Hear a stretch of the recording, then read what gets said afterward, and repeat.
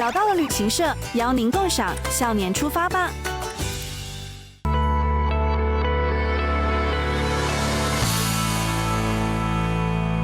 既然今天我们来到了台南的美食之都，那我们就要来一趟不一样的台南府城海味之旅。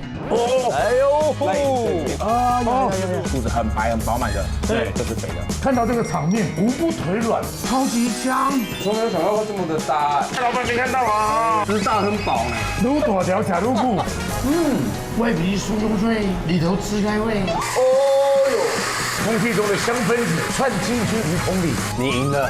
他套语不是没有道理的。接着我们要去来一趟全新的生态游船勇闯禁区啊！哎，行客啊，这是什么？那叫打架，这不是海上的动物啊！它也会游泳，他在点头，点头的意思它是助威，准备要攻击了。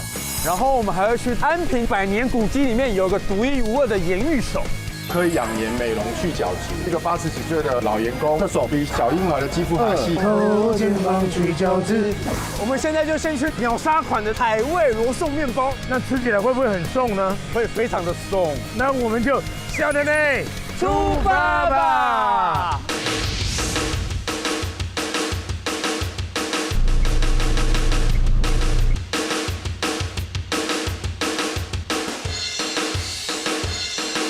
老板你好，你好，来，我们转一下来。但你喜欢转就多转2张。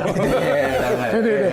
探子说你们家的罗宋什么海味？海比耶会不会是高速公路 Super Highway？ ？No， 应该是有海盐吧？是吗？是明太子。你做了多少味？我们做了，当然也有8种，为什么想创造这么多味道？就想说让大家可以吃到更多的口味啊。老板以前是做什么的？烘焙做了30几年了，结合之前所学过的啦，还有现在流行的啊。而且听说你这8种口味都是秒杀的。讲外面有一张什么完售很好啊，那么快就没有了。到底我们现在还有什么可以看？明太子还有香葱。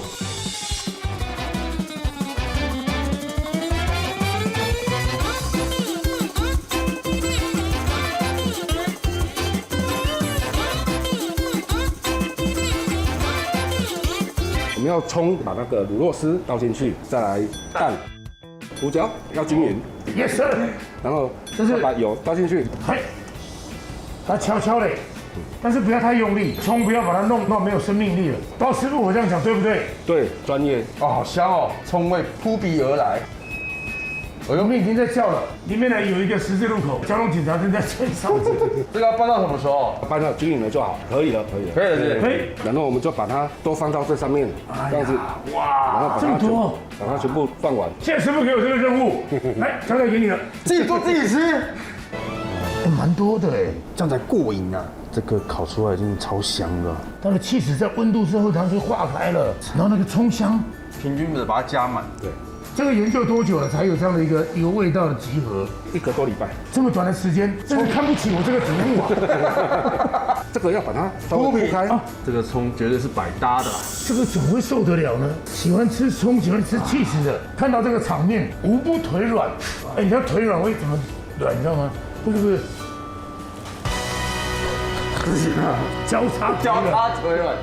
然后隔壁这个高难度的来了哦，这个我们要拿起来，然后把它把它抹，对，把它抹开，均匀。对，明太子吗？对，明太子。哦，明太子面。对，这样就可以了。这个明朝的太子呢，真的很忙，很忙啊。我也在日料店遇到他，他也在那边当明太子。来，各位，口味有时候会随时改变吗？我们会一直在创新。下次你看到整片白玉苦瓜铺在上面，师傅这样差不多吗？很丑，他都没讲话，不够均匀啊。对，这里面比较厚的拿一点出来，不然那边会烤不熟。OK，我们真的不会那个师傅，你没有很开心对不对？哦，你摔那么大力，我吓了一跳，我大概要换尿布了。我们往前抹的时候，就是这样45度过去，这样子才会顺手，往前往后，往前往后这样子。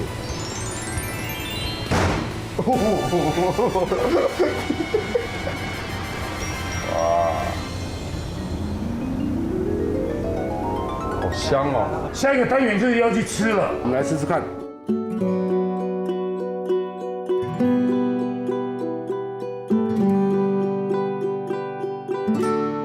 秀色可餐嘛，颜色各方面都很好的。老板先吃什么？建议先吃米开始，用手吃，哎，好好吃哦，这很松软，层次很好。而且它明太子它那个咸甜，对，愈加愈刷脆，它多对啦，用手吃比较有感觉。哎，你们明太子那个口感，还是有那种滴哩滴哩滴哩。难怪是超人气的。很有鲜味，对不对？对啊，那当初是怎么想的？为什么敢这样参？因为这个跨界跨的有点远。因为我卖过很多行业，是也有卖过意大利面，对，所以我就会把一些异业来做结合。那你看中间是什么？这是松露吗？巧克力松露有在发祥了，还有乌鱼子也可以，那这样鲑鱼卵也行啊。所以它变成日本料理了。哦，因为我喜欢它的面体，是因为它外面是脆的，里面是很松软的，对，就吃起来你也不会觉得很干。对，难怪需要来抢，好好吃哦。这巧克力很有味道哎，它是哪里的巧克力？欧里有的，哦，有的，对，哦，把它弄碎，收收的。对，哎，好讲哦，好讲好讲，我们再来一小块，因为吃一块是不过瘾的。这是有魔力的。 Magic， 对，冲一下，来冲一波，冲一波。超级香哦！一直在罗宋上面吃，吃到冲啊！哎，从没有想到会这么的搭哎，他们的香味不会互抢。我都爱，太强了。这个芋头是大甲来的还是哪里来的？甲仙甲线芋头有什么不一样吗？口感上绵会比较对。这里的芋头是山里面的，大甲是海边的。哦，切一下，切一下，不要切太小块，不要太小块，好。哎呦而，且是上面这个糖霜，那个是奶粉，哇，好绵哦，这直逼日本的生吐司啊！真的是，你好会哦，哪里？好会调哦。哪里？这里。这里。它而且它冰过，里面是还是凉的馅的。对啊。它如果没有冰的话，芋头很容易腐坏。那可以再一块吗？可以，当然可以。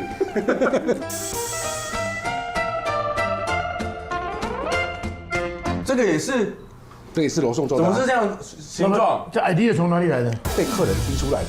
客人来说想要买5升啊、3升啊，因为以前都是用蒸的嘛，拜拜都用那个蒸的鱼、蒸的虾、蒸的肉。对啊对，就大家慢慢时代改变了。对，袁老板这些年来都被人家逼着做。对，你再不做，我就不来买了。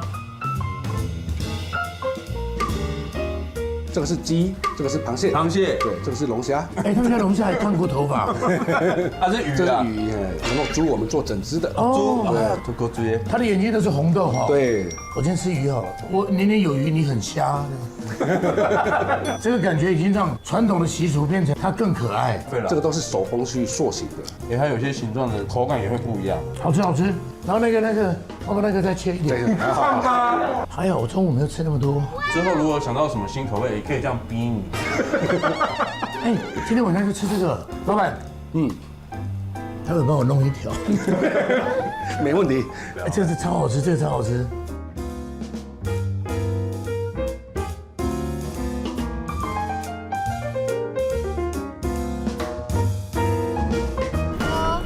Hello，你好帅，你也很帅。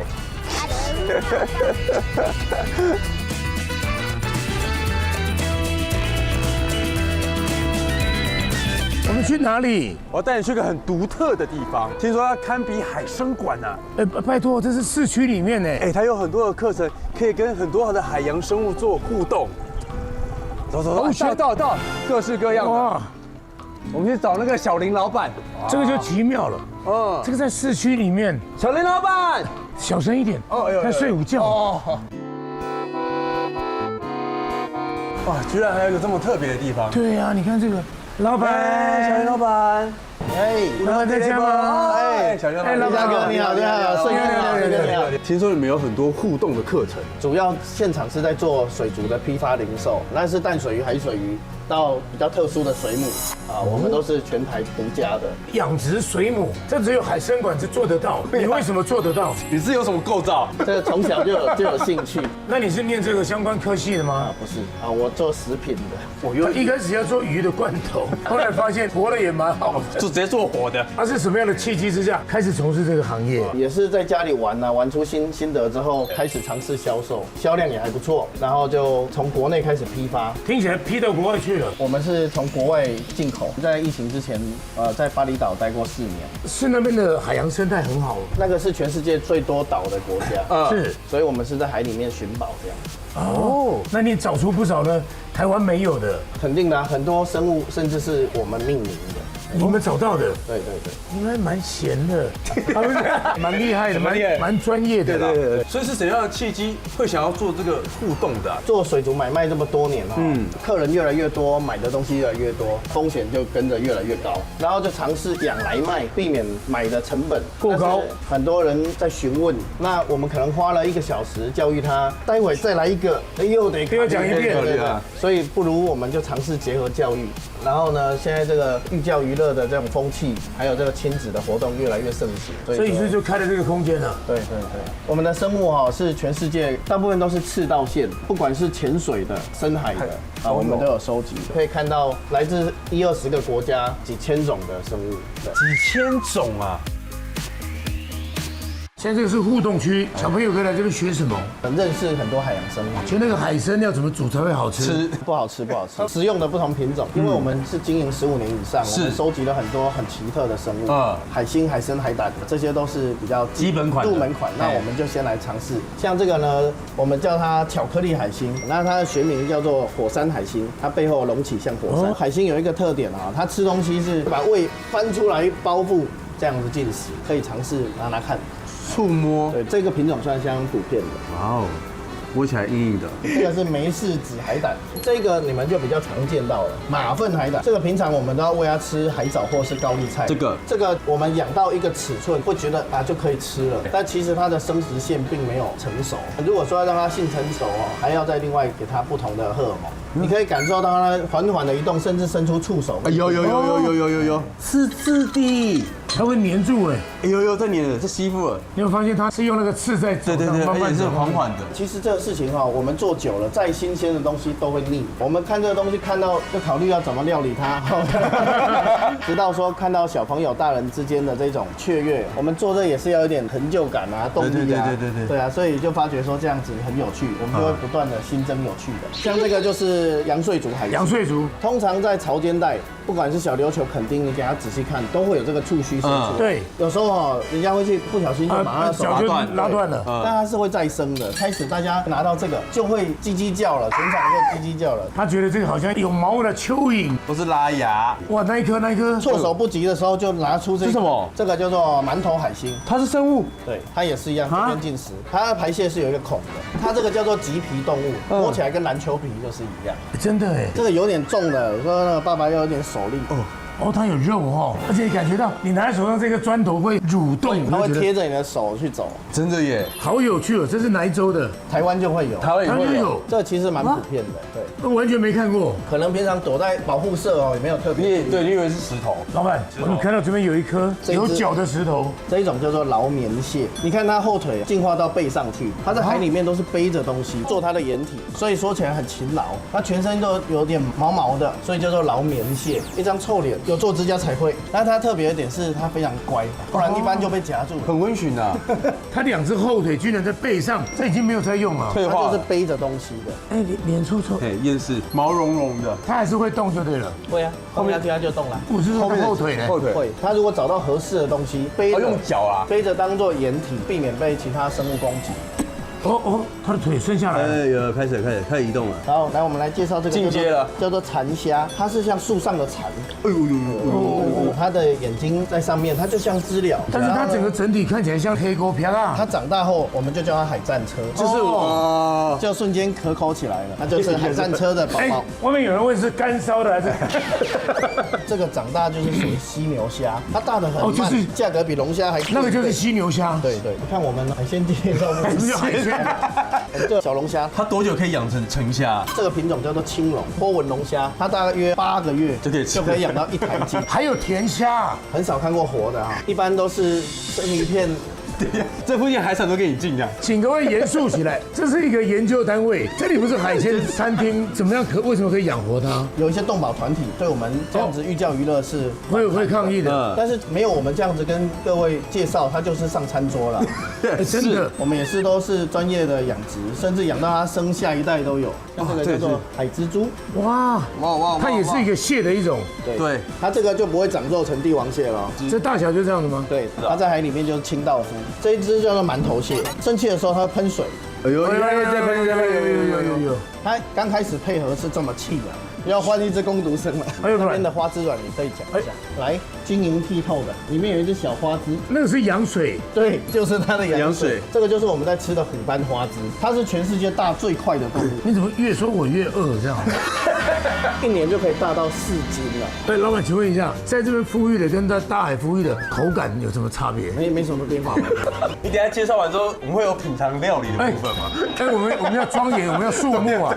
像这个比目鱼就是我们自己养，它小时候很可爱，跟水族圈我们可以做介绍。这个就是皇帝鱼，你看它另外一面，它是狠的，这是皇帝鱼啊。对，另外一面就是没有的，哎，它就一面哎。这个呢是狗鲨的蛋，里面也是有一个卵黄跟一只小鱼。哦，有。这个你们也可以孵育了。对，那个都是他们自己生出来的。鲨鱼有分卵生、胎生、卵胎生。是，出门三不变嘛，大便、小便、大小便嘛，卵生、胎生、卵胎生。这个有时候在海边会捡得到。有一个很好听的名字叫做美人鱼的钱包，还有全透明。它里面那个包就是它的营养，脐带的那个卵黄。对，哇，这个太有意思了，真的没看过哎。这个叫绒毛鲨，这边就是它孵出来的样子，摸起来就是这样，有点带毛的。会咬人吗？不会，这种底栖鲨就很可爱，像狗这样的。哎，那个有牛角。它就是牛角香豚。这种香豚科哈，有角的叫做牛角，没有角叫木瓜。这个也蛮特别的。我们台湾叫做马道，马道就是小乌贼，它有一个翅膀，它惊吓会喷墨，那对它身体是有负荷的。这一只呢叫做碧鱼，我们也称之为五角虎。它会走路的，对不对？还有脚趾头，对，这个它是灯笼鱼科的。真的耶！但是它这个是一个小毛屑，它是不会亮的。它生气其实也是会胀起来，然后如果下水的话，它会从胳肢窝里面喷水，顺便排气。哇！这根本是玩具嘛？对，很像那个发条玩具。这个鳐是不是有毒的？不是，如果是红鱼的话，就有尾巴有毒吗？对，这种鳐哈是红鱼跟鲨鱼的近亲，这一只鱼我们都还有在外销。你现在最远卖到哪里去了？通常都是美国，有一些物种是台湾才有。很多的那个海参馆啊，会不会都是 come from your home？有，我们跟全台湾的海洋馆都有配合。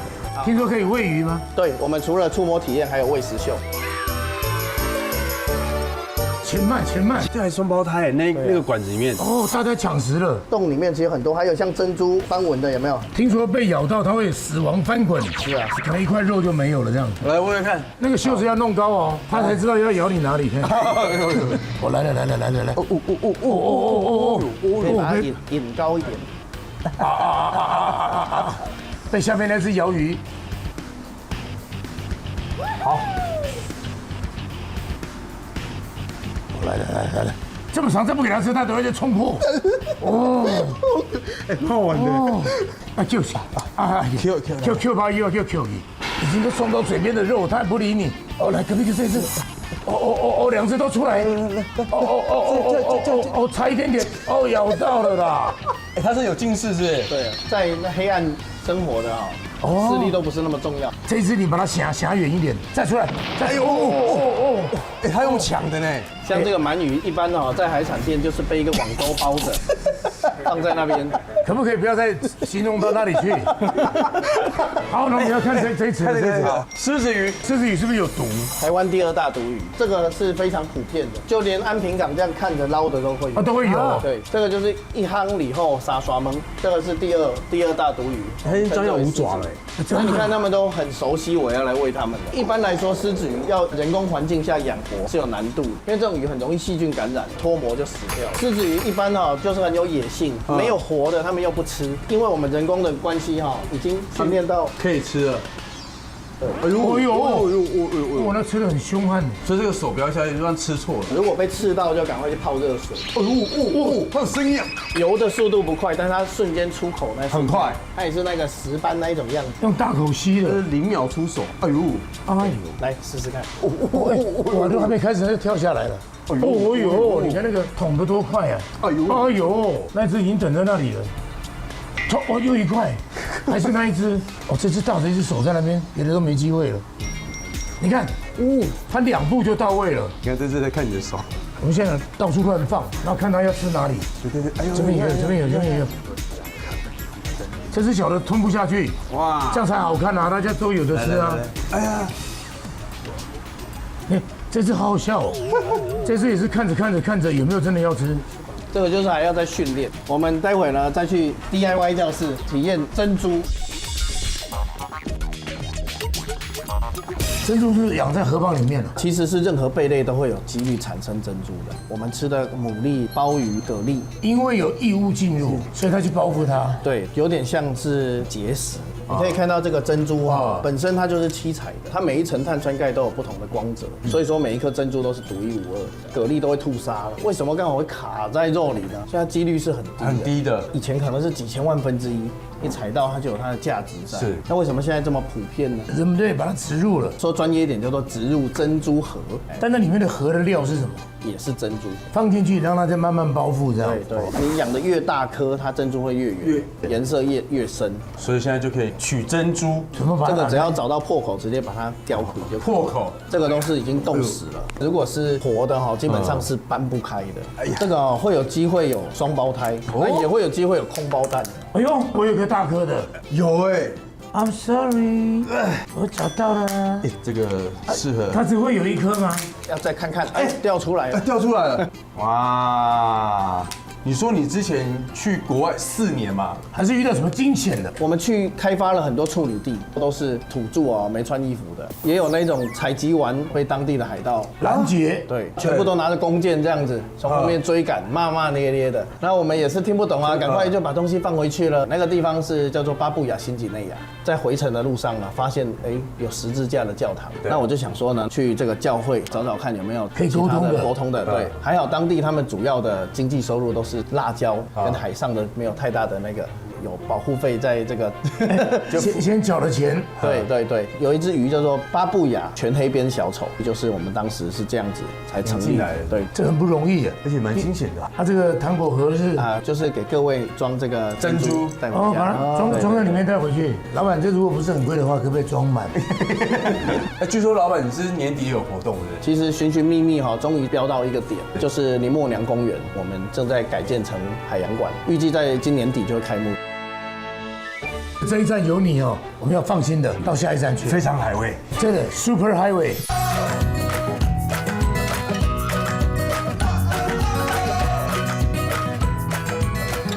阿肥师 ，Hello， 请问有一位阿肥师吗？对，我就是。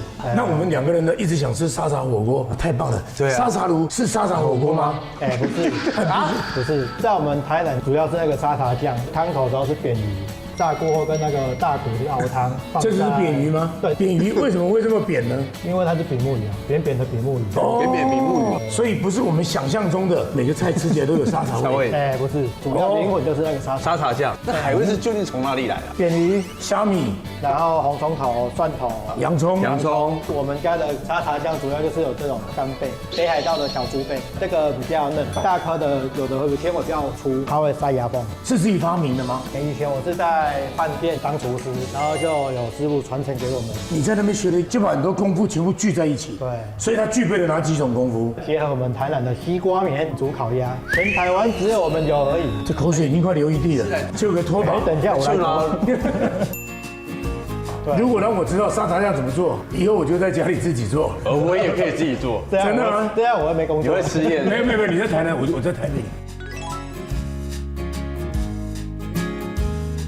报告那个阿肥师，做一道的这个沙茶酱需要多少时间？大概15分至20分。这么快？它主要是贝要扁鱼跟干贝要炸过，搅成粉比较麻烦。所以这要先下吗？第一个步骤就是蒜头、红葱头、洋葱靠锅边下就好，粉才不会喷到你。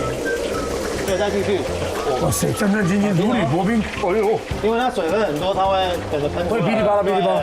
我可能要开始哭了。满满的洋葱吗？对，那个辣味已经来了，好香哦。最后这个下去了，这个泡起很高。这个沙茶酱是你自己研发的吧？没有，是老师傅传承给我们。好，第2个步骤，等它大概炸一下，炸香，它才会再下另外一个料。这个越少了。水分越少的话，它泡泡就越少。好了，差不多了。这个主要就是虾米、鳕鱼跟干贝。哇，它的颜色已经开始变漂亮了，对啊，稍微这样。它比较变了，对。哇，好香啊！干贝的香味就会跑出来。哎，它那是麻油是不是？里面有一些麻油跟香油的成分。阿肥是一直很紧张，怕我们会掉掉，会超回他。这个成本很高。好了，可以加花生粉，对，跟芝麻粉，慢慢来就好。好，慢慢来。芝麻粉在下面。哇塞，怎么突然间起这种大锅泡？好，包括阿肥斯，我的手酸了，麻烦你一下擦。这会很紧张的嘞。阿肥斯，你当徒弟的时候有没有经常被骂？有啊，我都用哭的回家。回家告诉爸爸，回家告诉妈妈。你有想过放弃吗？有啊，我都躲进厕所里面哭，因为以前师傅很凶。那也是什么理由坚持下来的？因为有一天煮饭给家人吃，然后家人一直说很好吃，所以就继续做厨师。这人是需要被肯定的。做料理哦，就是要看到人家幸福的感觉。他们的笑容回馈给你。不然说真的，做厨房真的很累。你如果刚刚只是搅一下而已，但是我老到刚刚，我觉得我已经快抽筋了。对，可以加那个了。哇！师傅交给我，那他这个没有化开怎么办？哎，就是尽量把它化开，就是搓它，用到那个旁边压一下。哦，用压的。师傅还是你先来好了。等都融化了我再来。我很怕误了他的大事。没关系，我当学徒怎么都超回答过。那当学徒的时候超回答怎么办？骂个臭头，就是被骂。听说有特别的那个江湖诀窍，分享一下。重点就是它要用油去油封。我们说炒沙茶酱，其实我们在说叫做面沙茶酱。之后你看那个沙茶酱很多油，就是主要靠那些油把它油封，才不会发霉。就跟很多鲜上面要很多盐巴一样。然后现在再加个酱油。酱油。那台南的沙茶酱会比较甜一点的吗？我的还好，等一下可以试试看到底甜不甜。配比都是秘密。再来就是这个芝麻酱、花生酱，这个我来啊，这个叫坤。那当时跟你一起学习的，有没有人半途而废的？有啊，这没几个的，没人要请我，没人要请的，所以自己开。对，没人要请。你是对的，你是对的。太会吃了，太会吃。妈妈就说你两块读册哦，你可以我住家啦，你可以住自己家啦。没有，是因为不喜欢读书去尔朱家，可是去尔朱家了嘛是搁在读册。我先开始，然后等一下前速前进，等一下让它那个滚起来就好了。然后要静置泡泡了，因为滚了之后它就没有水分了，然后它有油的话就是可以靠油封，然后就不会坏掉了。那等它凉，我们可能高铁就会来不及了。能不能已经有现成的可以吃？有，好了，完成，掌声鼓励！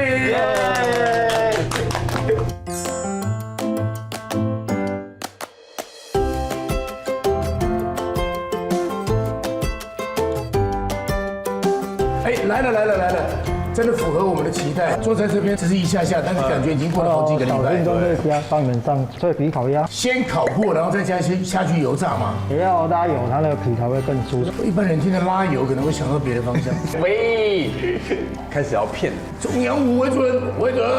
这个皮油亮亮的。你从小到现在已经做多久？做餐饮业吗？大概20年了吧。那是挂在你带反了啦，带反了，帮师傅挂一下。来，我来为您服务一下，挂在下巴。最可爱的是阿肥师。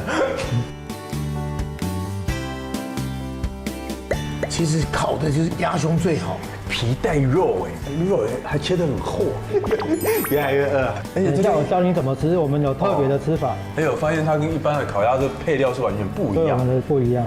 这个鸭多大啊？这个鸭大概4斤，太小的话它肉不够厚。哎呦，喷油！拉油。好了，哎呦，儿童鸭上，帮你们上菜。好。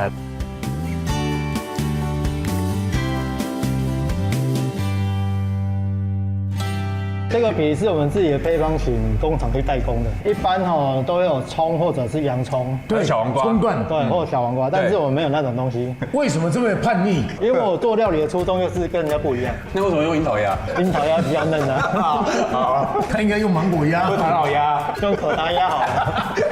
那怎么包法？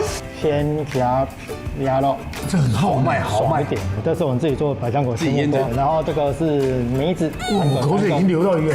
这样吃起来比较爽。这样很分泌那个唾液。再来就是这样，把它包起来。师傅，好了，我现在已经在小顺先吃，快皮了。对，先吃没有蘸酱，你会先吃到鸭肉的鲜美，然后再吃到百香果青木瓜，再吃到梅子会有一个爆点，会有层次感。第一个这个面皮就是那个 Q 弹是跟别人很不一样，不会有一个面粉味。鸭油的香跟鸭肉的嫩，你一咀嚼它已经眯在一起了。这个梅子完全画龙点睛，会有一个爆点，直奔脑门呐，那很特别。这是我们研究很久才研究出来的。那梅子你是跟谁学的？没有，梅子跟别人买的，我没这么厉害。我说加梅子跟谁学的？我们自己想出来的。那天就有看到一个哦，太太肚子很大，那所有人都恭喜恭喜恭喜，然后结果我太太说是男的女的，他老婆这样吃的，他是吃出来的。喂，不可以笑他，好好笑。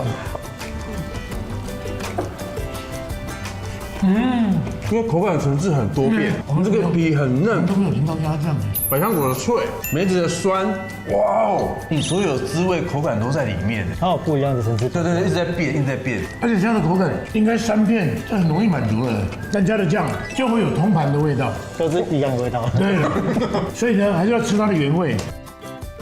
你不要看它憨厚，很骄傲啊那个。对我的料理我是蛮骄傲的。对，厉害，还有几吃？一鸭3吃，第2吃厉害了哦。厉害喽！对。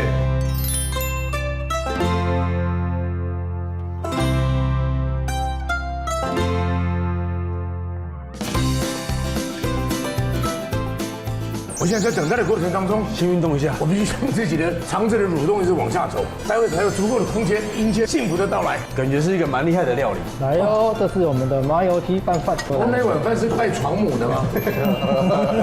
来哟，注意看喽！哦呦，哇，空气中的香分子窜进去鼻孔里。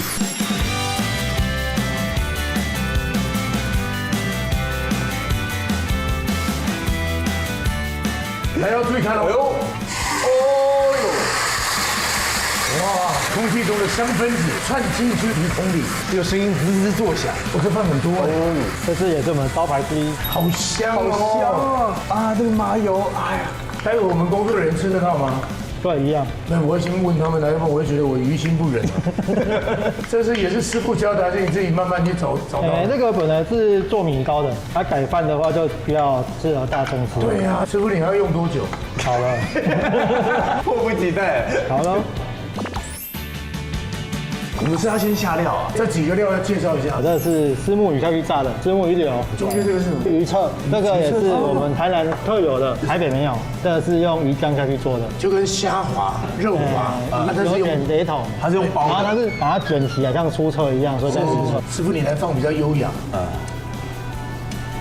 这应该是花枝下去打到很 Q 那种。这个是也是虱目鱼丸，把它做成像浪阿香，把它卷起来，然后一节一节这样子，把它卷成这样。对，我先结吧。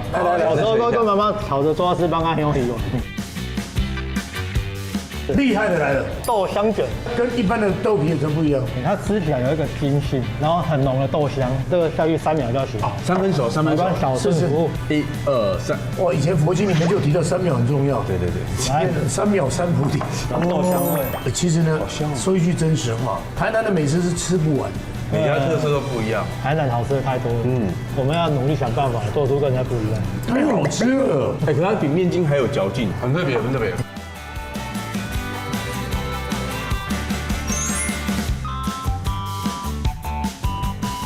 这就是我们的第3吃了，这个是厉害喽！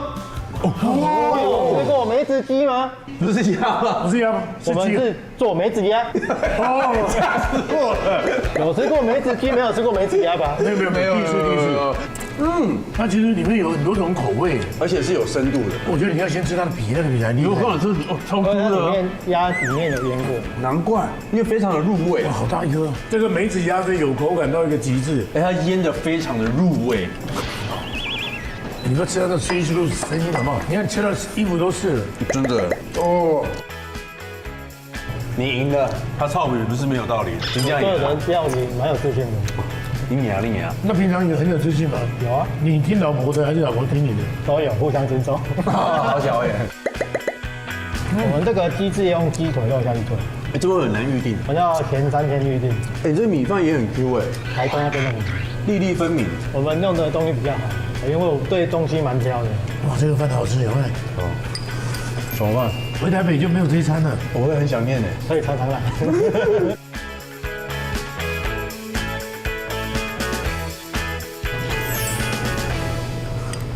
哇，瞬间很安静的，都是我们一直在吃。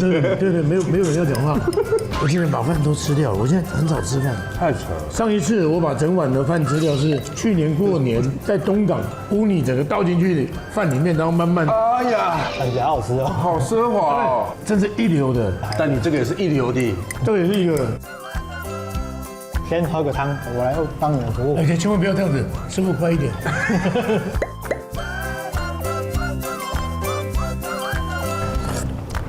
哦，它那个酸就是西瓜棉那个酸呢。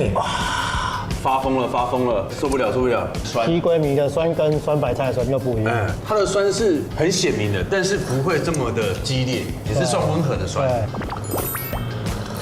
对，这个太厉害了啦，因为呢这个很解腻。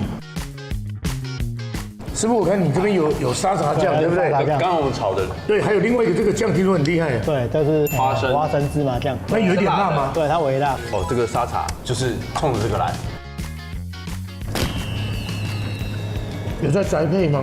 冷冻的口感有点不一样。听厂商说，台北人都故意买冷冻的，说别有一番风味。哦，所以你这个有在你说贩售鱼丸吗？还是沙茶酱？沙茶酱啊？有啊，沙茶酱有在贩售啊。那沙茶酱有真空啊，可以上台北啊。可以。 Joy， 帮我订2瓶，1瓶送台北，1瓶送屏东。哦，你刚刚说那个干贝，对，很满满的鲜味，大海的味道。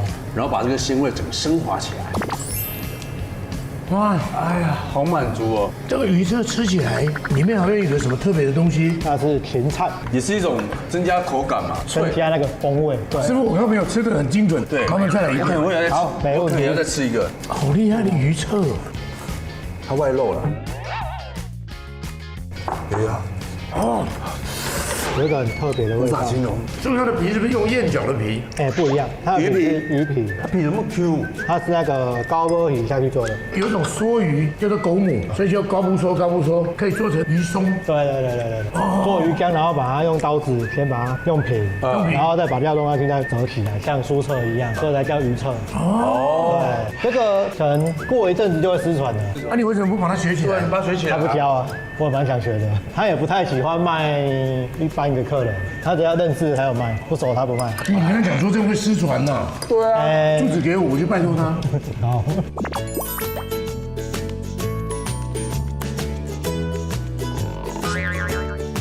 好好吃哦，我的妈咪啊！哎，它是每一道菜都很惊艳，好像在吃米其林餐厅啊！谢谢你带来满满的惊喜啊！今天被台南打败了，完全被你征服了。听说这间饭店去年升级5星。你好，你好，小顺以及瑞佳，欢迎你们来到启荣轩大饭店。难得听到就是独立品牌升到5星级。我们其实位于台南火车站正前方，步行5到7分钟，其实就可以到我们饭店。那我们是以100年榕树为特点，在地它就长在那里。没错，我们当初就是看到这棵100年榕树，才选定了这个位置来做饭店。这个老树都要列册，它有名字有编号的。没错，我们饭店的100年榕树呢，它是有经过市政府列管的。相对的，我们饭店也以环境永续的 ESG 作为特点，接连取得了环保旅馆以及环保餐厅的标章。整栋饭店大概有多少个房间呢？我们一共有180间客房以及11种房型，可以针对不同的旅客，像是商务旅客，或者是我们家族出游、情侣出游。我们最多家庭房我们可以住到6个人，一般的家庭它出游入住是没有问题的。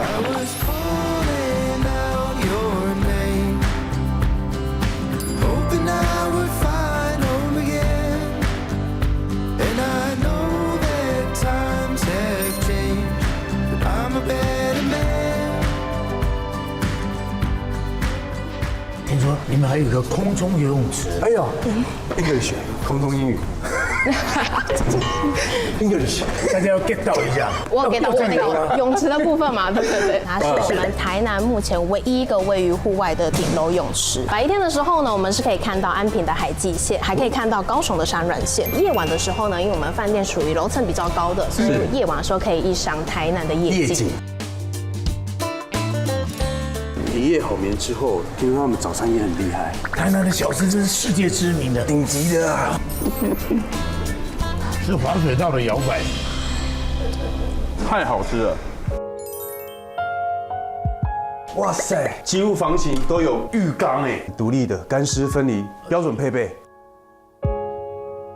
听说他们的床是世界厉害的，看是床垫特别加厚，你一整天的疲劳一躺下去，全部都消除了。加厚就是给熬，现在不能乱唱，对。现在他们看电视已经自己在接唱了，哇！哎，其实后面还有个单元要拍，我们就这样睡着就不要理。不行，我们等一下要去秋一下。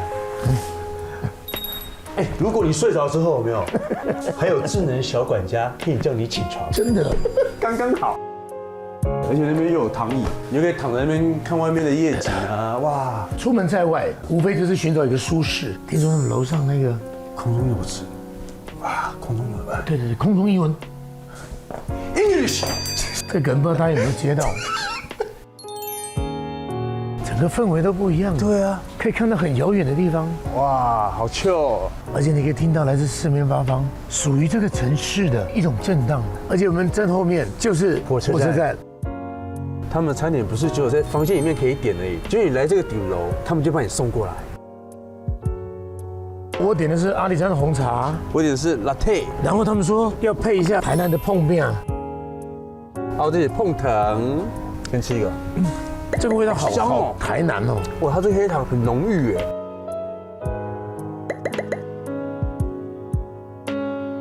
你知道茶为什么不一次倒满杯吗？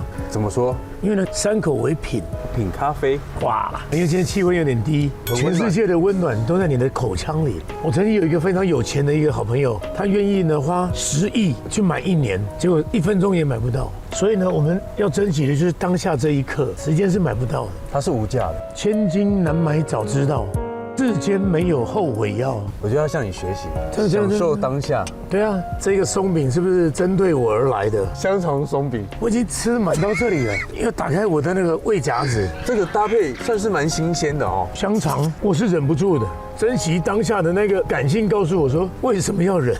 如何？看是糯米香肠，哎，那蛮特殊，你试试看。他说以为我台南来了300多趟，会不会重复？没有了。我们要期待明天的早餐哦。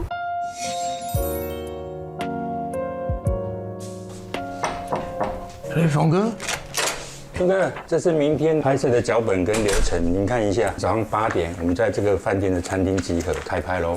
哎，等，这是我们前一集拍的内容，怎么又拿过来给我？怎么可能？今天有点恍神，精神不太好，反应还慢半拍。我也不知道怎么了，最近啊，体力啊，就是慢慢变差，感觉好像是不是年纪到了。然后到晚上啊，明明很累，但就是睡不着。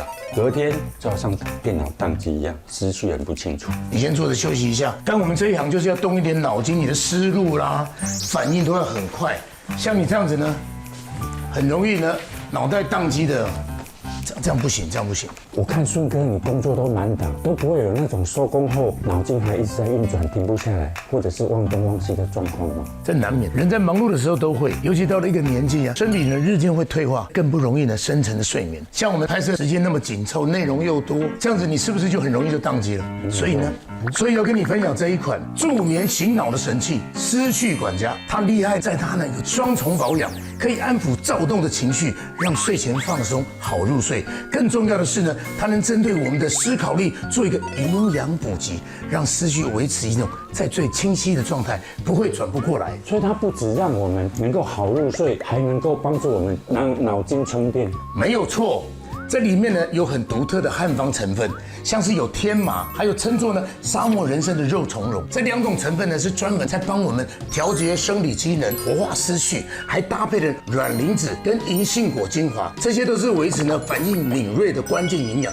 年轻人需要，上了年纪保养的更需要。它维持思路清楚，不卡关，都要靠它呢帮忙做这个全方位的保养。难怪顺哥你现在体力跟反应都那么灵敏，真正是愈来愈笑脸哦。这一瓶是睡前放松跟白天清晰都顾到了。那当然了，我们呢精神好，反应够快，才能做出好的节目。这是关乎我们笑脸出发吧的节目生命呢。顺哥你这样一说，双效保养真的太重要了。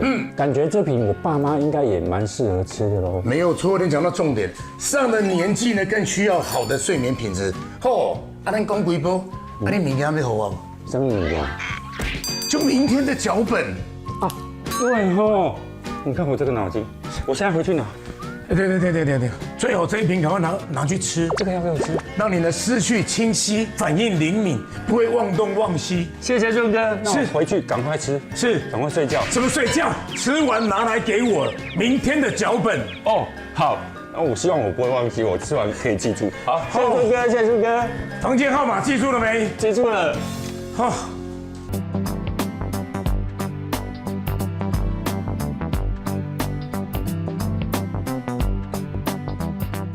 哇，好多菜哦，好丰盛哦，这个我会有选择障碍。早上可以吃这么奢侈吗？嗨，我们要去找主人。哎，你好，你好，看起来这么丰富的脸，煮出来的东西也非常的丰富。可不可以帮我们介绍早餐的特色？那我们主打就是台南小农的食材，健康的饮食。那我们主打台南人的早餐牛肉汤，然后再来是虱目鱼的料理，那就是肉燥饭，虽然也是台南人的早餐，但是我们把它改良了，做成虱目鱼的肉燥饭。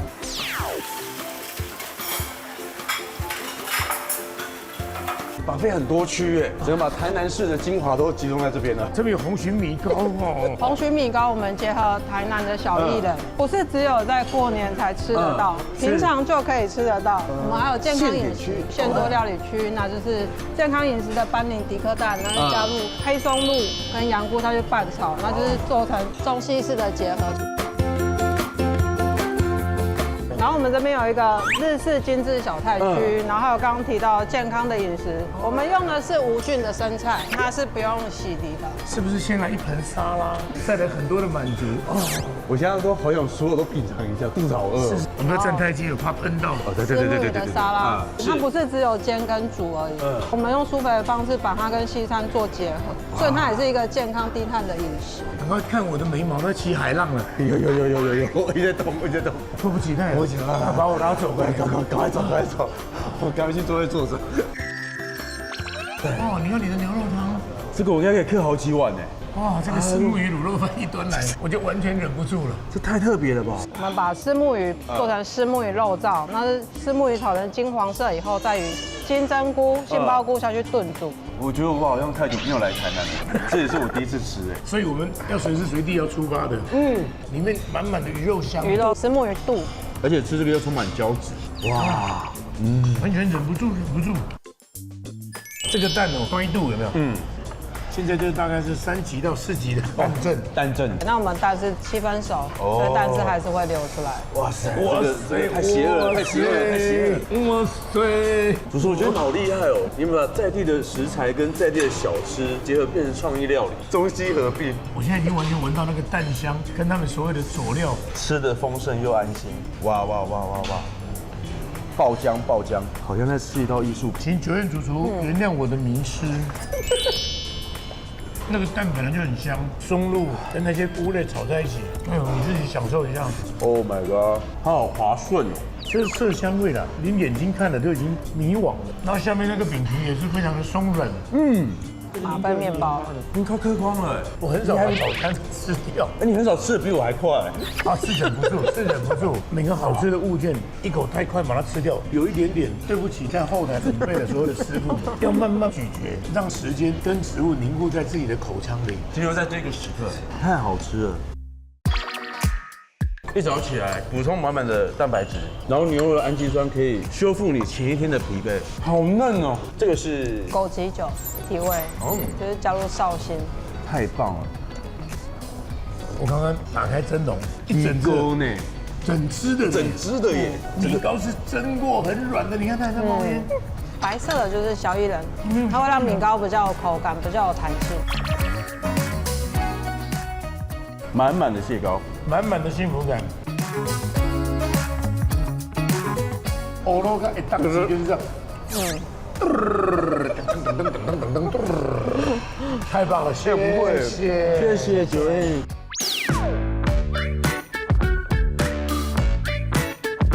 台南海味之旅，我要带你去一个很特别的地方。什么地方？我现在已经闻到浓浓的海味了。它是2025年才刚新推出来，李柯南打造的科学园区。海边的李柯南，那我知道了，就专门在整理科架的男生。哎，到了。红树林生态观光船。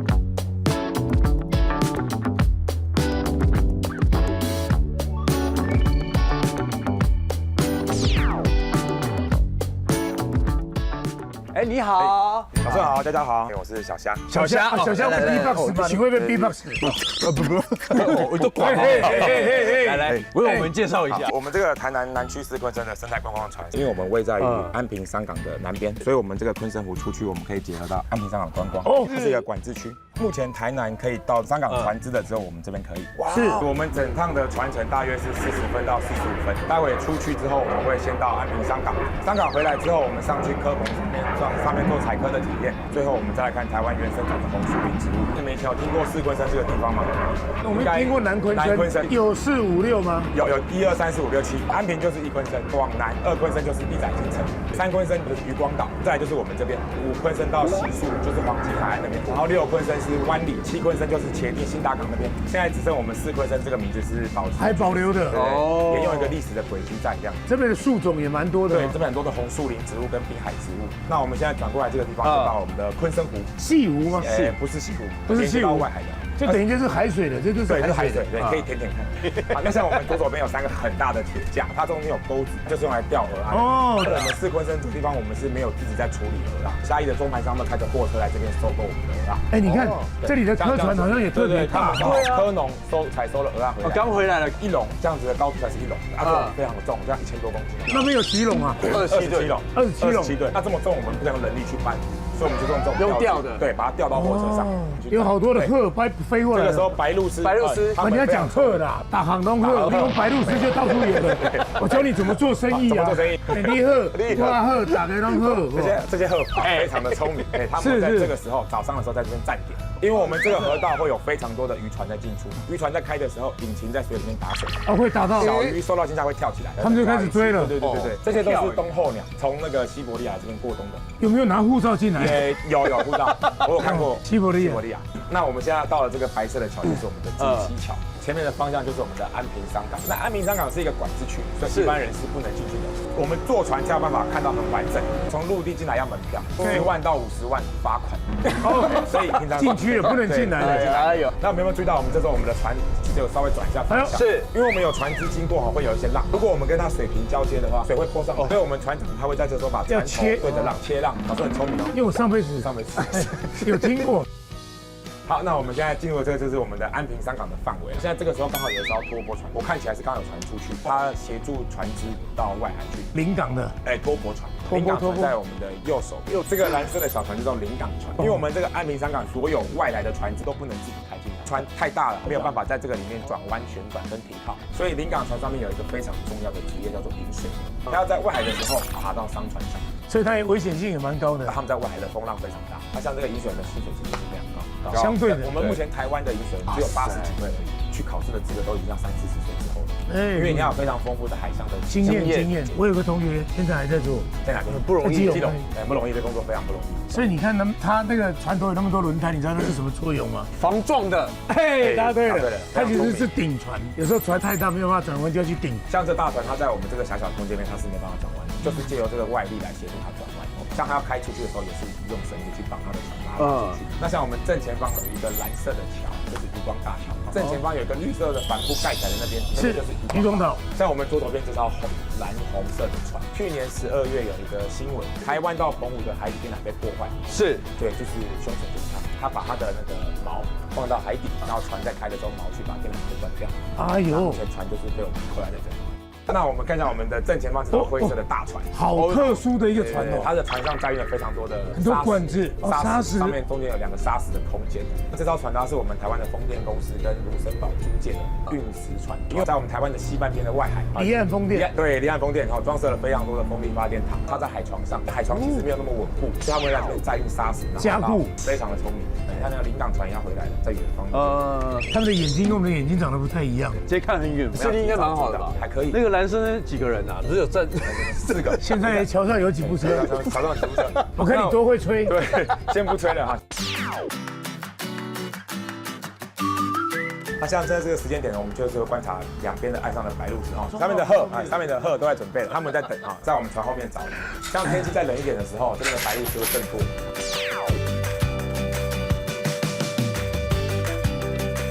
哦，这就是科棚了。这个科棚呢，是我们1:1真实还原海上使用的科棚。我们在海上就是采竹子工作，而且海上的竹子非常的滑，浮在水面上都只会有一些海草啊，或者是藤。哇塞，所以平衡感要很好。在科棚上面跳恰恰，前进2步。2位帮我站在这里就好哈。好，没问题，我踩就好。OK， 你才是专业，你果然是跳恰恰。像这样子一个完整的科棚可以绑大约400条。那你们要不要拉拉看？可以啊，拉这个才能把它抬起来。拉起来。对。哦呦，这么长啊，哎，蛮重的哎。这个的长度可能只有海上的大概6/7，这可能不到10公斤。它这样成熟了吗？有一点点太小，绑大概3个月而已。我们一般要绑到4个月。哎，请他绑。那你不会绑，他就到海里。那在正常的情况下，在港内禁止养殖、捕捞跟垂钓。哦，所以这是示范的。示范用的。这边除了蚵仔的养殖之外，我们还有另外一种的经济来源，就是沿岸捕捞。渔民会带这种类似蟹笼的哈去海上放。哎呦，那这里面我们会准备一些新鲜的渔获。就是他们在采收，就像这样子把它倒出来。像这种蟹笼，像类似有点双栖食物那种，进得去出不来，中间会放上饵料。哇，那只兰花蟹，肚子还有那个藤壶。哇，那这种就是灰鳍啊。它大概介绍这个灰鳍啊，灰鳍啊，没得美灰哦哈。它的背上的花，来，我们来猜猜看，好，这2只是公的还是母的？公的，母的。哎，2只都是公的。如果是母的，它的肚子会是圆的。是圆的。请问它的血型是什么？统一 O 型。你知道为什么好吃的东西血型都是 O 型吗？O 型。对。看看它的肚子硬不硬？越硬的就越有肉，没有错。高哦，小顺非常聪明。如果软软的，里面都海水。你不要这样子，我是基隆软软的人，不会是很有肉的。啊，有了，我知道。现在有没有发现这其实有2种不一样品种，图案不一样。像这种就是台湾原生种的凤螺，叫黑螺。像这种是外来种，它叫做象牙凤螺。它们在这边就是大量繁殖，但是其实这2种的价钱是不一样。这种的肉质它会比较细致，然后会比较香，比较螺味。小香在卖，你们站起来。可以，价位。你有看《风神无双》？有看《风神无双》，Everybody Dance 呢？不用，没有办法蹲到。好的，抱歉。像所以这2种，其实外面在卖，他们会掺在一起卖，但是内行的会吃这种。内行的吃本土的，你有看到这个吗？眼睛呢？不是木瓜子，那是木瓜子。对，被他弄走了。来看《风神无双》，哦，这个要剪掉，重来。哎呦，要求哦。哇，肥美啊！那我们讲的蚵仔的肥跟瘦，我们怎么判断？我们就是看它的肚子，白色的这块就是它的生殖腺，输精管、输卵管。蚵仔的肥、蚵仔的香，其实就是来自它的生殖腺。它整个肚子很白、很饱满的，对，就是肥的。那如果它瘦呢，它就会像这样子灰灰的，它生殖腺、精子、卵子排出去了，身体里面就剩下它的器官跟海水，就会偏瘦、偏咸，没有香味。灰灰的这块就是它的闭壳肌，闭壳肌是小干贝的，对，没有错，它的心脏在这个位置，打开了之后就不会跳了。吃了一辈子才知道吃人家子孙的。对。那你们如果在吃蚵仔，你们会不会喝里面的精华汤汁？会啊，会哈，以后不要再喝了。为什么？那些都是海水，海水喝多了没有什么帮助。烤过的海水，那个钠会过高。对，因为蚵仔壳它在海里面壳都会打开，水流带过来的主食就是浮游生物跟藻类。那我们把它拉离开水面，它会瞬间把它的壳紧闭，把海水保存在它的壳里面，让它离开水里面可以多活1-2天。啊，所以那些都是海水，不要喝它。稍等一下，我们有船只经过哈。科农采科回来了。哎，新客。那我们再继续往前呢，前面就是我们的红树林的水道。目前这边一眼望过去，基本上都是水皮仔。对，它不是水皮仔，它是海茄冬。它就是利用这个气根来占地盘，这么大范围的气根都是同一棵树。这里是我家。对，这里是你家。赶快先把地盘先降，先引这样。所以其实有个非常大的作用，就是可以保护水土，不容易被潮汐带流失掉。可以是发现到它的树叶一面会比较偏鲜绿，一面比较偏灰绿。灰绿的那一面呢，就是因为它叶子的背面就有个功能叫做密盐腺，它要想办法把那些多余的盐分排出去。好多知识哦。哇，恐龙是什么？绿鬣蜥啊，绿鬣蜥啊，这不是海上的动物啊。小朋友最喜欢这种，它也会游泳。那叫大家。这里也有一只，正前方这边。哦，那尾巴这边灰色。绿鬣蜥为什么叫绿鬣蜥？它小时候是很翠绿的，长大会变成偏灰色。会不会跳到船上来？不会，它会跟你点头 say hello。好大一只哦。它为什么会偏橘色？因为它晒太多太阳，想交女朋友了。发情呢，公的它会把自己变成鲜艳的橘色来吸引。它在动，它在动哦。这边。对，有一只。那绿鬣蜥这个物种，它是从中南美洲来的外来危害种。它在点头。点头的意思，它在宣示主权，示威。这边有一只，准备要攻击了。它点头。这边这只就有点绿色灰色，然后有点小只的。这根本就是他们的栖息地嘛。他们最喜欢这种栖息地。它在中南美洲的时候，它是有些天敌存在的，例如一些大型的猛禽类，或者是一些蟒蛇类。但是在我们台湾没有，气温又舒适。它在中南美洲的时候，一年可能产卵一次，来到我们这边可能一年2、3次，每一次产卵可能20到70颗。我有看过它在这边游泳，我也看过它在那边挖洞，它的技能很多，很不容易被捕猎。会不会有这样环境已经也被破坏了？你像屏东湾那的红豆就是重灾区，被它吃到价钱涨了很多。像我们四昆镇这地方可能也有已经数千只了啦。上次我去小琉球也有看到，不知道是游过去的还是坐船过去的。现在市政府都有开这个就是猎龙专班，送去市政府就可以领奖金这样子。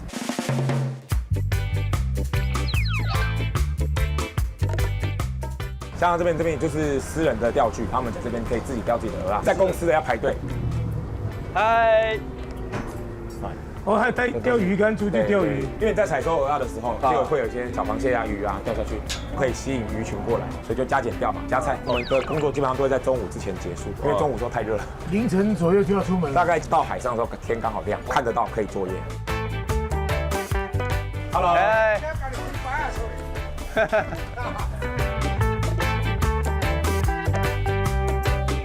那我们现在进来这个水道就是我们的科寮街，有没有很像去到什么地方？泰国的那个水上市场？没有错，没有错。我们就是以这个做发想，每年也会办1、2场的水上实体的活动，我就会在这种旁边的这种平面的船上面，我们就摆摊位，客人就不用下船，我们在船上可以直接购物这样。我们要到我们的下一站了哈，嘿，粉丝出现了哈。我们鹅啊采收回来之后，这个整条的科寮街上面就有非常多的青稞嫂。这么多可爱的姐姐，又去来再看到粗牙的哦，是，差不多80外。我被吃饱的哦，哎呦，好厉害！真的不容易哦。你弯腰啊，有尾声哦。会啊，在水讲啊，看到妈的眼睛啊哈。在开科其实非常简单，所有的鹅啊都长得一样哈，闭壳就在这个位置哈。那我们在开科就是把它的闭壳跟壳的连接切断，因为它的壳是从这边往外长，所以越前面的壳会越薄，从前面下刀会比较容易下刀。哦，扁扁的这样子哦。对，这样，它给它压下去。进去之后，上面握住，然后左右的往上，左右摩擦，多一点。再把它刮痧，再把它，哎呀，把它刮痧。对。我看你吃根切切哦，我那种吐不落去。这样啊，哦，速度。真美啊！哦，起来，0.1秒就1颗了，已经很用力了。哎，开哦，亏啊！好棒啊！哎呦，开了就拨开，好棒哦！阿周，你这样在那边跑了多久了？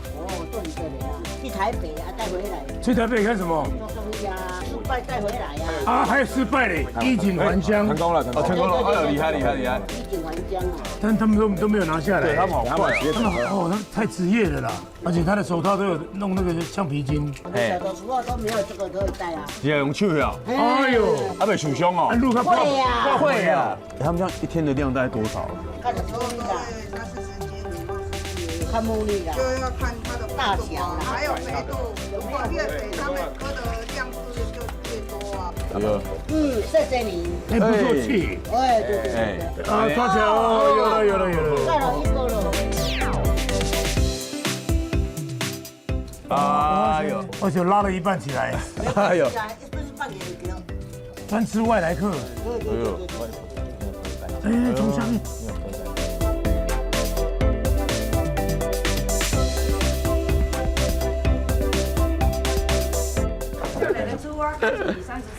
对，哦，厉害哦！我在看，好赞哦！对，打得好哦。那这样刮这么辛苦，有没有那个可以那个尝试一下？当然有，我们岸上已经帮你准备好了最新鲜的，今天刚刚从海上带回来的。耶！鲍姐，出了太多会流鼻屎。不会，他还年轻呢，我还年轻。对，我还小，嘿。年轻啊！哎，我很小，我不是年轻。哪回年呢？我哪回年？哎。哦，大家掌声。耶！有够追啦！谢谢你们。大家辛苦了。来，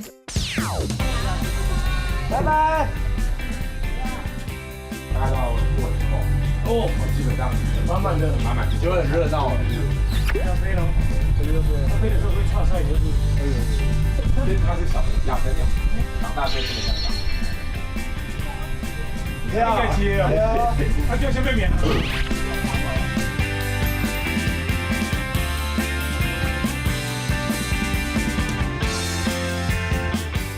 其实鹅啊刚开口的时候，它其实大概只有7、8分熟。如果你要吃全熟的话，你开了壳，你要再放下去，让它再烤一下。我们判断它有没有全熟的方式，就是我们用筷子去戳一下。我们刚刚讲的闭壳机，如果你可以很轻易的把它像这样子很轻的把它顶起来，对，代表它已经完全熟了。哇，那像其实大家都以为我们这个鹅啊是夏天才会飞，冬天的鹅啊更飞。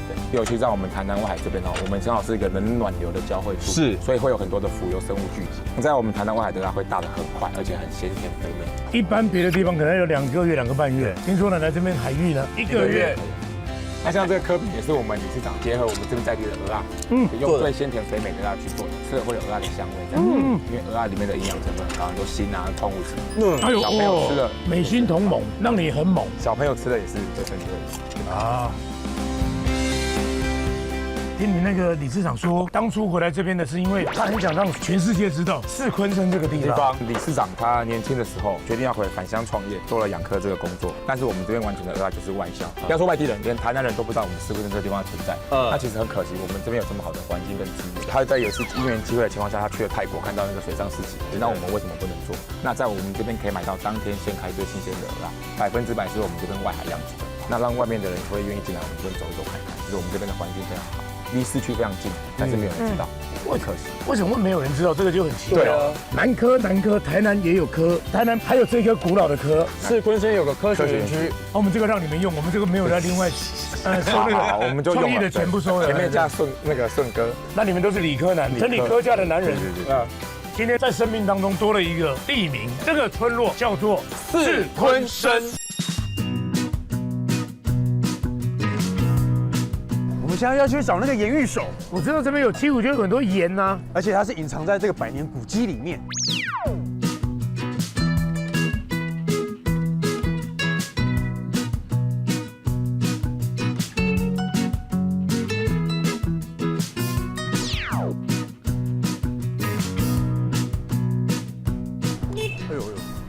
吓了我一跳，我也吓一跳，按错了。因为盐本来就是一个辟邪的东西，如果它有很好的包装，那我觉得会有很多人喜欢。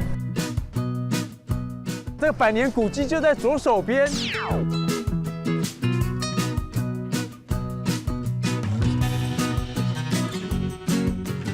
哇，他们把原来的建筑结构都留好好的，而且他们有个人也旧旧的，旧旧的，哎，小孙，是家，你好，你好，这边的历史有多久了？从1927年就开始了，更早之前，1922年的时候就开始在盖了。它以前主要做什么样的功用？在管盐的地方啊，越管越盐，是那个盐吗？就是我们吃的那个盐哦，是吃的盐。我们把它打造成亲子大家都喜欢来的一个地区，把盐做成很棒的文创商品，让大家各个体会。所以本身是做这个相关的吗？哦，我都是做 David 的啊，做 David， 今天是做 David， 所以现在叫做 David。对，我叫 David。这个盐很厉害哦，有时候你说不出话来，言不由衷，就用一点玉手，就让你顺其自然，畅所欲言。天啊，小树，你刚刚有感受到玉手了耶！对啊，我们今天就是来找这个独一无二的盐玉手。我还把你们的密码都记起来了。真的吗？有一个331，有一个719。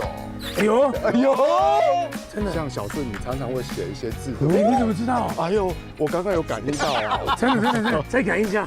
佳佳哥哥什么时候会生小孩？他家有4个毛小孩。哎呀，真的吗？真的，都感受到了。哇，小顺来看一下，这里啊就是我们的祈福盐包，就是每个人可以取一个袋子去寻找你自己要的配方。对，这个粗盐是我们这边7股的山盐吗？没有错，这个可以养颜、美容、去角质。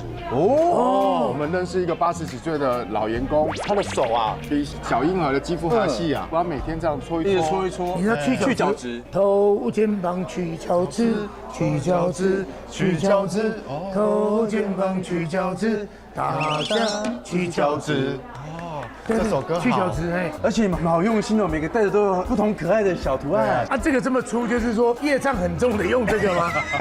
啊，这个是什么药草？这个是中药，老干姜、有白豆干，然后其他的一些中药，然后可以自己选，放在这个袋子里面跟盐一起。那回去要做洗澡吗？还是放在一个辟邪的地方？可以洗澡，可以泡脚，然后也可以放在你想要放的地方，它会有一个自然的味道。哦，对，那你就可以赶快生个胖娃娃，胖娃娃，马宝宝。这个地方的话是我们特别帮大家设计的，这个设计好可爱哦。你觉得它们像什么？像饭桶。对，饭桶加水桶，然后你看我们这边有一些花草系列，这边就可以拿来做沐浴，叫做净身盐。所以大家来找到自己的味道。那装好之后呢，就可以带回去了。那应该先到柜台买单嘛。没错，俗话说得好，先结账再结缘。是的。走，好，走，我们到里面来。这是属于大家的生命密码。这是数字，对不对？对，这上面都是有大家的数字哦。比方说你的生日，对你的，或是你的身份证字号，都可以排序，排你的辟邪密码，属于你自己的。我们把它做成12花神的一个概念。12个月。对，我就特别帮2位准备了331的12花神的玉手，119的花神玉手。哇，对，好可爱哦。等一下我们可以自己动手把19跟31支的盐把它装进去。可以来试试看，这个太有趣了啦！还有31在这里，瑞佳是自由奔放的冒险家，我是19，果断行动的开拓者，好准啊！好，那我们就把它装进去。会不会有妈妈说啊，嘴多无盐哦，要给他用哎？千万唔汤哦，千万唔汤哦，因为这是咱的玉手，唔通给来煮，给来架哦，装的满满的，装满就可以。这是一种感觉的寄托，对，仿佛就多了一层安全感。这样的祝福就会让你满满的带走。祝你马年行大运。所以这个就是我独一无二的盐手玉，盐手玉的，哇，是盐玉手吧？啊，盐玉手，盐玉手。你们两个突然都说一样，对，我感觉我错了。这一区是伴手礼区吗？不一样的。来看一下，这是我们家传世代的虾饼，我们虾饼是天然自己做的，然后可以吃吃看，感受一下。那为什么还有金木水火土？是我们把它做成5行的概念，你可以选择你喜欢的口味来搭配试试看。它是一个佐料吗？对，它是一个佐料，也是跟盐有关的一些调味料的一个佐料。对哦，那我选这个木好了。你为什么会选木呢？因为张瑞佳笔画下来都是木，然后它是海苔椒盐口味的，啊，就这样子摇一摇，这个我最会摇了，对，摇一下，对，就是这样摇，就是这样，这样可以吃，没有摇开，会变很咸，可能要跟着摇，上下，对，上下左右，太好了，对，就是这样子摇，回家吃一下，看味道怎么样？我看一下，先吃原味的。我们再拆1包来吃一下原味的。哎，好好吃哦，很爽脆耶！而且它这个虾味非常浓郁啊。吃一下原味的，是不是不一样？很不一样，因为本身它的虾味就很重，而且非油炸。然后呢，小顺，我有什么可以吃一下？来到安平一定要吃什么？自然的把它风干的蜜饯，那这个是洛神花，您可以选。还有什么？你想哪个？火龙果跟黄金柚子皮，好难选择。这个先给你吃，来，对，收干，可以给你摸一下，因为我的眼睛有一点闪光，再给你吃。好香，哇，我先吃一下柚子皮。哦，它完全密到里面了，非常棒。哦。又香爽口，整个人都醒了。你也来一口，很解腻的。这个是洛神花，哇，它里面有一点发酵的酒味，好好吃哦，可以，这很爽脆耶，好自然风干的。在腌制的过程里面都又有些许的盐巴，相对的呢提味之后它就反咸，反咸就反甜，对，口感逆差。洛神花是我很喜欢的果干，排在前3名的。这个都让您拿回去，还有很多红龙果要不要来一下？这样会不会吃太多？你会不会心痛？今天能够让小顺吃一下，还更有价值。对，先给你吃。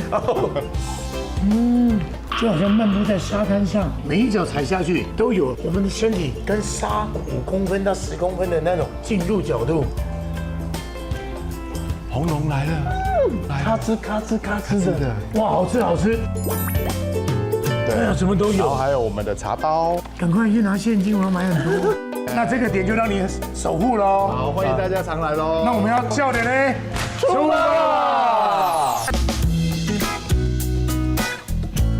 那现在我们要去哪里？我们要去吃蚵仔煎的创始者，蚵仔煎的祖先哦。对，祖先听说传了3代，而且也开发了很多蚵仔的料理啊。一样的蚵仔，不一样的时代，不一样的味道。对对对，走走走，我们赶紧尝鲜吧。我们现在来到最热闹的地方。对，刚我们从安平古堡那边走过来，对，这边的天后宫，就在这边吗？对，我们要找那个第3代。小李，来。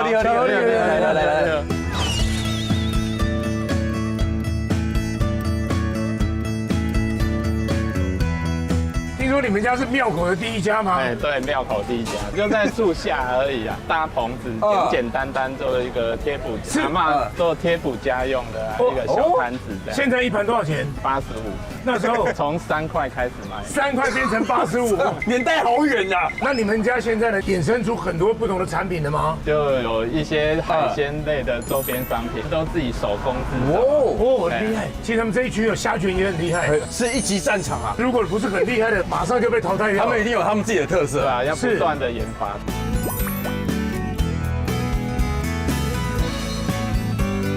哎，有师傅哎，啊，有师傅，师祖是哎，有神快拜。Tina 以前是做这个的吗？没有做过餐饮，但是我有学过餐饮啊，基础。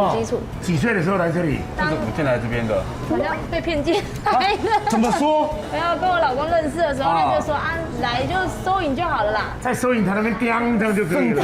啊，结果呢？后来忙进忙出，忙得不可开交。内外场你都要负责，就对。对啊。还要生小孩，多忙啊！最后到底钱谁在收啊？还钱是她老公收走的。人家说做油汤的哦，其实真是很辛苦，很辛苦。要备料，然后呢里里外外，前场后场。那今天我们要做这一道什么料理？虾卷、蚵卷。这个是鱼浆料吗？我们自己打的猪肉馅加鱼浆料特调的，加上虾子就变虾卷，加上蚵仔就变蚵仔卷。对，来，你先来一个虾卷。来，我们这个是猪网沙，那我们首先就是先抓一些料在这边，把它稍微铺一下。下几只？3只，稍微摆一下之后呢，关键就是要把它抓过来，稍微塑形，卷个2圈，2到3圈，这样就 OK 了。然后就是切掉，对，就这样。会用网沙皮，这算是他们家非常传统，而且算是这个食材很厉害呀，最古老的。对，这比较费工时。我们来试一下，来，可以再抓一点点，再多一点点。OK。虾子，哎呦，自己要吃的挑特别肥的哦。好。1折，对，挤一下，扎实一点，塑形，这样子，再1折吗？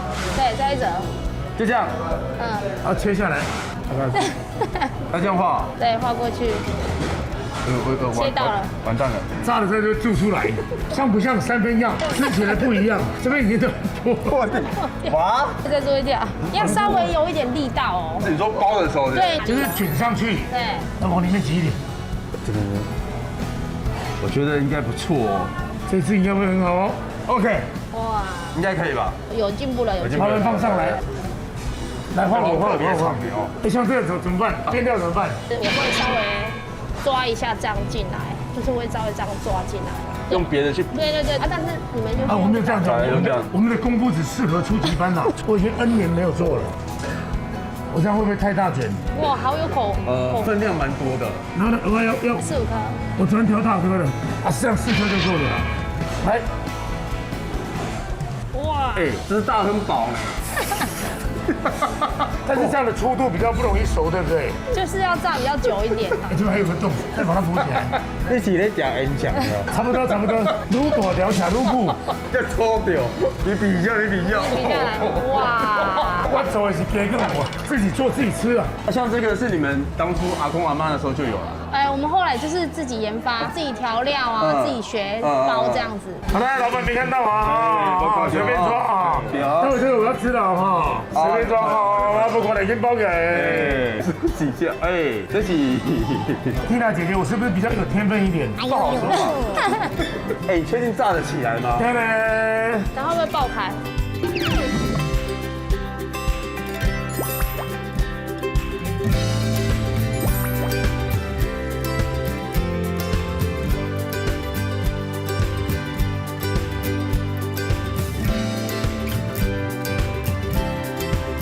者呢正在安平访问，请问呢，小欧老板对于你老婆说她是被骗来，你有什么看法？好像被骗进来了。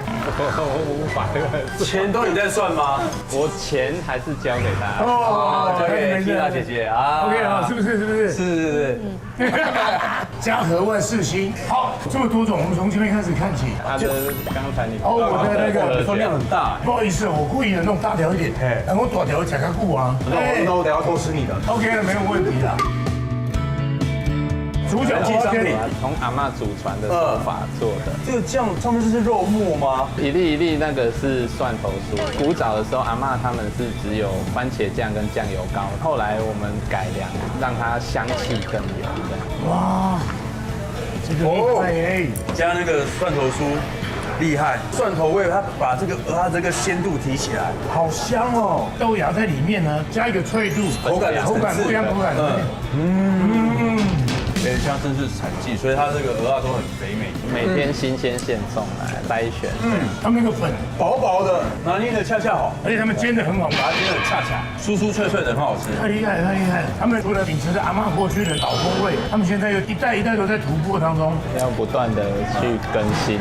都很想唱一首祈祷回报给他们，但现在歌不太能唱的，不会罚钱的。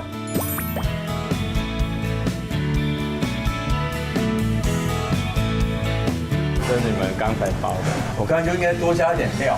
当然，我挑最初的那个，这个酱也很特别，传统就沾瓦萨比酱膏，这是辣，台南风味的辣椒膏。哇塞，好好吃哦！好，开始游泳喽。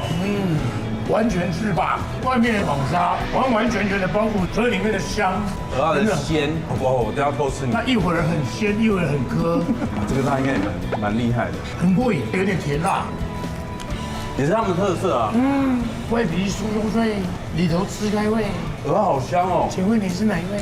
这种脆跟软的交叉，会让你一口接一口，因为这个辣刺激你的味蕾，你会越吃越多。其实它不是刺激我的味蕾而已，它已经刺激到我的中枢神经了。海鲜面的，它的料都这么满的。中间还有这个是肉燥吗？对，我们自己炒的肉。面体呢是非常 Q， 鲜科跟这里鲜科又不一样，这边呢，因为它只是微微受热，里面呢它整个那个高汤，然后吃这个鲜科的鲜甜，还是用料很实在。这是虱目鱼的故乡，把虱目鱼所有的料理都做得非常到位，从外观、口感、颜色，吃下去的所有的味觉，满满的台南。不过这个是炸虾的馄饨，也是我们自己手工包的，大家可以试试看，酥脆的。非常的酥脆，咬到最后那个虾子突然间爆发出来，这好吃哎！我忍不住又拿了一片。这一片一片接一片，吃这个太划算了。哎呀！两位看起来刚结婚的样子，坐挺挺的，一句话都没有聊一下。因为看到偶像都会这样，看到你紧张。那你跟欧巴桑也是看到偶像啊？像偶像写的来。请问你们结婚几年啊？11年。你们有没有因为要研发什么，然后有一些磨合上需要一些沟通？吵吵闹闹也是有，但是都听他的。能够生活在一起的，就是能倾听对方的声音。一个人愿意呢多听，一个人愿意多退一步。后来两个都他做了，再多听也多退一步，家庭和谐，煮出来的东西才会好吃啊！所以你们很和谐，我们吃起来里面都是和气，还有福气，还有美味。感谢小顺的告解，谢谢。谢谢你们夫妻俩，把你们的爱也放在菜色里面，来你们家有满满的温暖，满满的好。来，谢谢。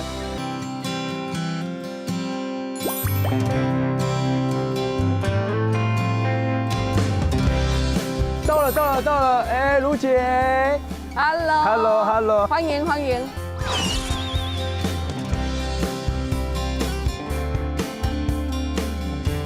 哇，这里也是造船的吗？这么大一个空间，你讲，我算这边那个你。我要看，但是会把一个空间挑高这么高，一定有你自己的想法。其实也是无心插柳来到这里。台南人，台北人，嫁去台北吗？哎，对，思念家乡又回来。没错，这个说起来话长。对，哎，以上省略了哈。总之就是20多年前，因为虱目鱼是我想念家乡的味道，所以呢，我就开始在台北以虱目鱼为主题创业。我是非常爱台南的，所以公司名称就叫府城馆。啊，几个港有人要问我讲，府城馆那的馆是在台南哪位？啊，我台南没有馆。那在10多年前呢，因为第一个我孩子长大了，第二个就是在虱目鱼这个产业里面耕耘了那么久。发现了虱目鱼其实它面临3个老，什么老？哪3个老？假野龙老了，洗野龙老了。拢老人啊，现在什么也嘛拢老人。这个产业是由老人霸占着，所以我们就开始去思考，用什么方式可以吸引年轻人进来。像这种年轻人都愿意投入产业，那不就是很棒的一件事？对啊，像我16岁我就走进来了。对啊，我刚才我15回了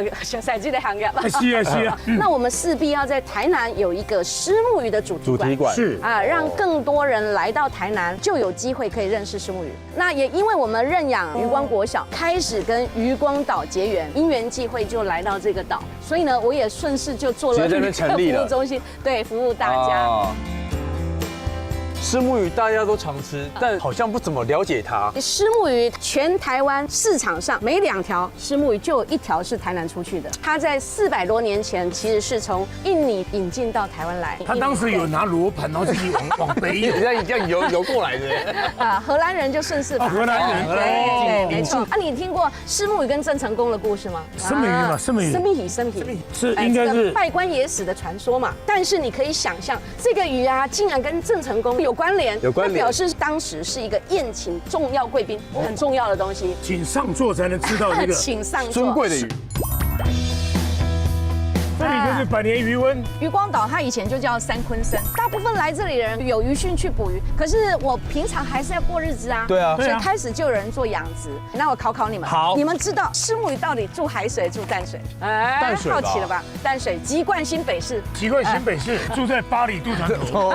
这里呢，地底地涌泉，外面有海水进来，所以你可以看到我们鱼温其实没有那个对打氧机为什么没有啊？对啊，水使鱼是自由进出跟海相通的。真的。卢姐养这些鱼啊，并没有说我要卖到哪个市场，最主要就是希望把它100年的鱼温流传下来，有一个生态的环境，让这些斗起松有机会来这里看看我们的虱目鱼。自由进出，有时候出去的海阔天空还回来吗？初一15不一样，所以它里面的鱼种也算蛮多的。很多很多。它这边要特别种不一样的树吗？它本来没有啊，但是这几年就陆续的，就营造环境嘛，它就越来越漂亮。你有没有发现地上很多的鹅卡啊，很多竹架子？可以养蚵吗？鹅啊呢，是我们渔光岛这边本地的特产之一啊，蚵壳很多啦。怎么办？其实现在蚵壳已经有很多的应用性，是像这些路面的铺设啊，不用水泥，对啊，不用人工化的东西，我们用自然环保的东西，沥水性也好。没错。那像蚵棚、蚵架，我们就有很多的应用，打造成荡秋千、赏鸟亭、捕鱼的看台，把大自然的东西再回归到大自然。尘归尘，土归土，不了解的你会很土。那个架子真的有鱼可以拉吗？古早人啊，这个捕鱼啊有很多的方法，这个守株待鱼咯。以前的人这样捕啊。拉一条，那我们就慢慢拉了。来，1、2、3，1、2、拉。1、2、3，有吗？继续拉。哦，停，共菇呢？共菇，有乌龟是共菇哦。啊，共菇。我拖他们一下，现在要拍戏哦哈。好，有了，刚刚跳上去有一个小小的螃蟹。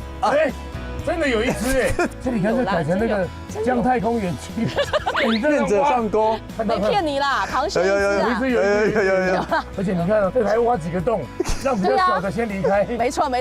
好，慢慢放回去吧。其实重点不是为了抓它起来吃啊，对的，体验可以吗？可以了。好，下去。大了光，小了光，是两个不讲了。渔温这么样的开放的，对，根本没有想要抓鱼养鱼的意思。没有，自在来去，就是佛系的。好，慢慢放啊，来，放好 ，OK，好，这样可以了。好啦，为了弥补大家，我带你们去玩一点别的啦。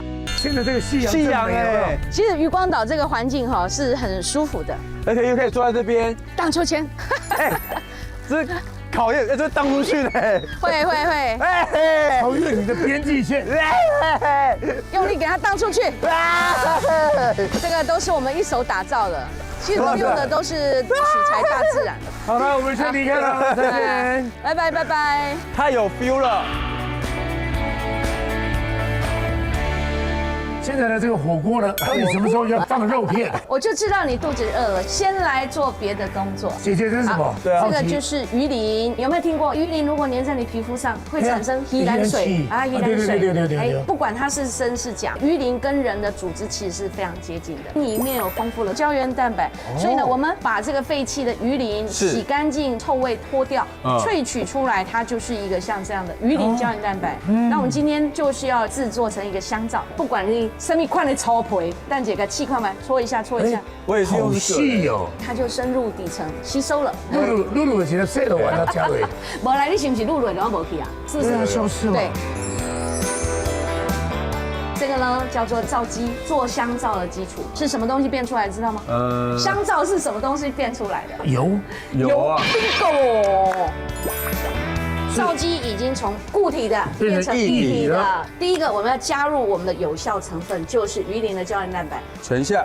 下，我们要让它溶解。好，开始搅拌。一直搅，它容易起泡，微微的、慢慢的搅。接下来有一些香油，瓶瓶罐罐不是香油，不是麻油，我们要给它一点颜色。我们用天然的色料萃取出来的3原色，已经溶解了，很好。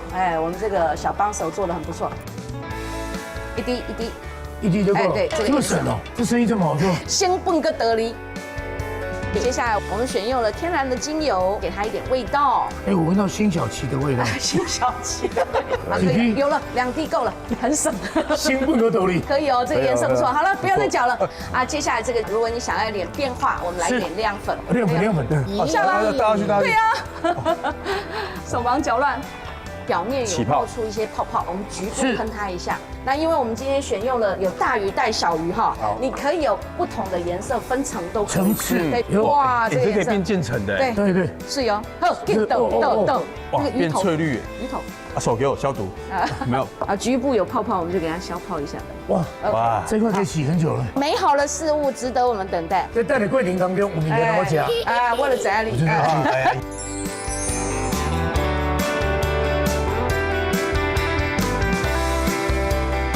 哇，满桌，而且它水深火热的，它水深火热，这个冰火五重天。你应该没有机会吃过萨巴伊这鸡鸭冰。有没有看到一粒一粒那是什么？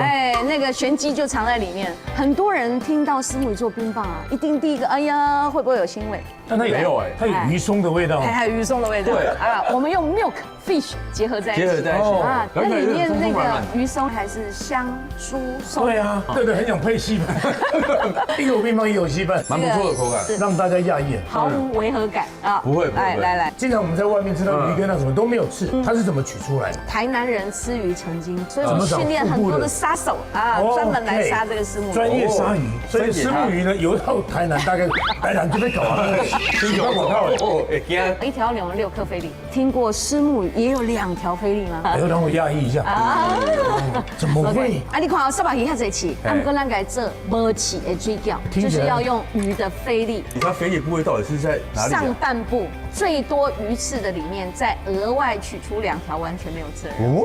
那我们在这水饺呢，全鱼肉，非常清爽，然后里面的调味简单的一点鱼露。这口感不错，而且很松软。皮啊，我们是手工的水饺，这是很扎实、很薄。而且上面都会看到姐姐的指纹呢。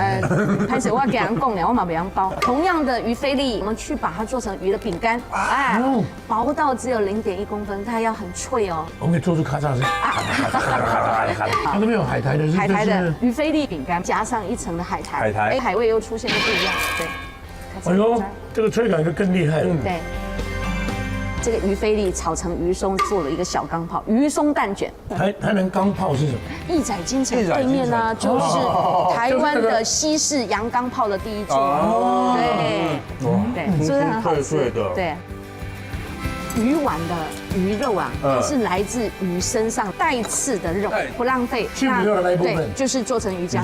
但是里面的汤头呢，我今天完全没有用1滴盐巴。好清爽哦！来闻闻看，闻闻看，舒服，很舒服。我们把它用鱼露来调味，虱目鱼的鱼露哦，它就是鱼骨加盐去腌制，萃取虱目鱼里面的丰富17种氨基酸，它天然就带一点酸味。